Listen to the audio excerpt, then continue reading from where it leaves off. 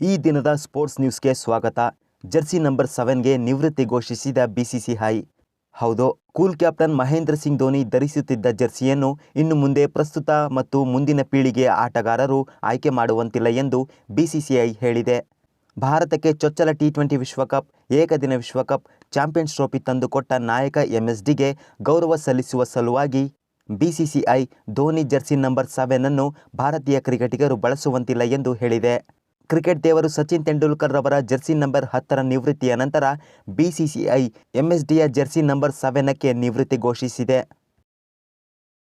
ಇನ್ನು ಮುಂಬರುವ ಟೂರ್ನಿಯಲ್ಲಿ ಮುಂಬೈ ಇಂಡಿಯನ್ಸ್ ಪರ ಹಾರ್ದಿಕ್ ಪಾಂಡ್ಯ ನಾಯಕತ್ವ ವಹಿಸಲಿದ್ದಾರೆ. ಈ ಹಿಂದೆ ಮುಂಬೈ ಇಂಡಿಯನ್ಸ್ಗೆ ನಾಯಕರಾಗಿದ್ದ ರೋಹಿತ್ ಶರ್ಮರವರ ಬದಲಿಗೆ ಕಳೆದ ಬಾರಿ ಗುಜರಾತ್ ಟೈಟನ್ಸ್ ಪರ ನಾಯಕರಾಗಿದ್ದ ಹಾರ್ದಿಕ್ ಪಾಂಡ್ಯ ಅವರನ್ನು ಕ್ಯಾಪ್ಟನ್ ಆಗಿ ಆಯ್ಕೆ ಮಾಡಲಾಗಿದೆ. ಈ ಹಿಂದೆ ಹಾರ್ದಿಕ್ ಪಾಂಡ್ಯ ಐಪಿಎಲ್ನ ಹಲವು ಸೀಸನ್ಗಳಲ್ಲಿ ಮುಂಬೈ ಇಂಡಿಯನ್ಸ್ ತಂಡದ ಪರ ಆಡಿದ್ದರು. ಮುಂಬೈ ಇಂಡಿಯನ್ಸ್ ಪರ ಕ್ಯಾಪ್ಟನ್ ಆಗಿದ್ದ ರೋಹಿತ್ ಶರ್ಮಾ ಐಪಿಎಲ್ ಇತಿಹಾಸದಲ್ಲಿ ಸಕ್ಸಸ್ಫುಲ್ ಕ್ಯಾಪ್ಟನ್ ಎಂದು ಖ್ಯಾತಿಯಾಗಿದ್ದಾರೆ.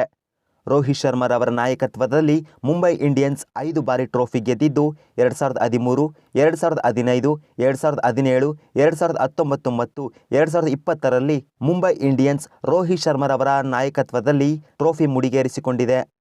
2013ರಲ್ಲಿ ಮುಂಬೈ ಇಂಡಿಯನ್ಸ್ ನಾಯಕತ್ವ ವಹಿಸಿಕೊಂಡ ರೋಹಿತ್ ನಾಯಕರಾಗಿ 158 ಪಂದ್ಯಗಳನ್ನು ಆಡಿದ್ದಾರೆ. ಇದರಲ್ಲಿ 87 ಪಂದ್ಯಗಳನ್ನು ಗೆದ್ದರೆ 67 ಪಂದ್ಯಗಳನ್ನು ಮುಂಬೈ ಇಂಡಿಯನ್ಸ್ ಸೋತು 4 ಪಂದ್ಯಗಳನ್ನು ಟೈ ಮಾಡಿಕೊಂಡಿದೆ. ಇನ್ನು ನಾಯಕರಾಗಿ ರೋಹಿತ್ ಶರ್ಮಾ ಮುಂಬೈ ಇಂಡಿಯನ್ಸ್ ಪರ 3986 ರನ್ ಕಲೆ ಹಾಕಿದ್ದಾರೆ. ಇನ್ನು ಬಿಸಿಸಿಐ ಟಿ10 ಮಾದರಿಯ ಟೈರ್ 2 ಕ್ರಿಕೆಟ್ ಲೇಯರ್ ಅನ್ನು ಪರಿಚಯಿಸಲು ನಿರ್ಧರಿಸಿದೆ. ಟಿ10 ಮಾದರಿಯ ಬ್ಲೂ ಪ್ರಿಂಟ್ ರೆಡಿಯಾಗುತ್ತಿದ್ದು ಮುಂದಿನ ವರ್ಷ ಸೆಪ್ಟೆಂಬರ್-ಅಕ್ಟೋಬರ್ ತಿಂಗಳಲ್ಲಿ ಲೀಗ್ ಪಂದ್ಯಗಳು ಶುರುವಾಗಬಹುದು ಎಂದು ತಿಳಿದು ಬಂದಿದೆ. ಚುಟುಕು ಮಾದರಿಯ ಐಪಿಎಲ್ ಟಿ20 2008ರಲ್ಲಿ ಶುರು ಆಗಿ ಬಹುಬೇಗ ಜನಪ್ರಿಯತೆ ಪಡೆದುಕೊಂಡಿತು.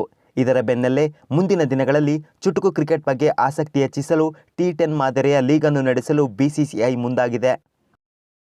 ಇನ್ನು ಪ್ರೊ ಕಬಡ್ಡಿಯಲ್ಲಿ ಡಿಸೆಂಬರ್ 15ರಂದು ಮ್ಯಾಚ್ ನಂಬರ್ 23 ಮತ್ತು 24 ನಡೆದಿದೆ. 23ನೇ ಪಂದ್ಯದಲ್ಲಿ ಯು ಮುಂಬಾ ಪಟ್ನಾ ಪೈರೇಟ್ಸ್ ವಿರುದ್ಧ ಗೆದ್ದಿದೆ. ಪಟ್ನಾ ಪೈರೇಟ್ಸ್ 38 ಅಂಕ ಗಳಿಸಿದರೆ ಯು ಮುಂಬಾ 40 ಅಂಕ ಗಳಿಸಿತು. ಈ ಮೂಲಕ ಯು ಮುಂಬಾ ಪಟ್ನಾ ಪೈರೇಟ್ಸ್ ತಂಡವನ್ನು 2 ಅಂಕಗಳ ಅಂತರದಲ್ಲಿ ಸೋಲಿಸಿದೆ. ಇನ್ನು 24ನೇ ಪಂದ್ಯ ಪುಣೇರಿ ಪಲ್ಟನ್ ಮತ್ತು ಹರಿಯಾಣ ಸ್ಟೀಲರ್ಸ್ ನಡುವೆ ನಡೆದಿದೆ. ಪುಣೇರಿ ಪಲ್ಟನ್ 39 ಅಂಕ ಗಳಿಸಿದರೆ ಹರಿಯಾಣ ಸ್ಟೀಲರ್ಸ್ 44 ಅಂಕ ಗಳಿಸುವುದರ ಜೊತೆಗೆ ಪುಣೇರಿ ಪಲ್ಟನ್ ವಿರುದ್ಧ 5 ಅಂಕಗಳ ಅಂತರದಲ್ಲಿ ಗೆಲುವನ್ನು ಕಂಡಿದೆ. ಇನ್ನು ಇವತ್ತು 2 ಪಂದ್ಯಗಳು ನಡೆಯಲಿದ್ದು 25ನೇ ಪಂದ್ಯ ಪುಣೇರಿ ಪಲ್ಟನ್ ಮತ್ತು ಬೆಂಗಾಲ್ ವಾರಿಯರ್ಸ್ ನಡುವೆ ನಡೆಯಲಿದೆ. 26ನೇ ಪಂದ್ಯ ತೆಲುಗು ಟೈಟನ್ಸ್ ಮತ್ತು ದಬಾಂಗ್ ಡೆಲ್ಲಿ ನಡುವೆ ನಡೆಯಲಿದೆ. ಇನ್ನು ಪ್ರೊ ಕಬಡ್ಡಿಯ ಅಪ್ಡೇಟೆಡ್ ಪಾಯಿಂಟ್ಸ್ ಟೇಬಲ್ ಹೀಗಿದೆ. ಬೆಂಗಾಲ್ ವಾರಿಯರ್ಸ್ ಆಡಿರುವ 4 ಪಂದ್ಯಗಳಲ್ಲಿ 3 ಪಂದ್ಯವನ್ನು ಗೆದ್ದು 1 ಪಂದ್ಯವನ್ನು ಟೈ ಮಾಡಿಕೊಳ್ಳುವುದರ ಜೊತೆಗೆ 18 ಅಂಕ ಗಳಿಸಿ ಪ್ರೊ ಕಬಡ್ಡಿಯ ಅಂಕಪಟ್ಟಿಯಲ್ಲಿ ಅಗ್ರಸ್ಥಾನದಲ್ಲಿದೆ.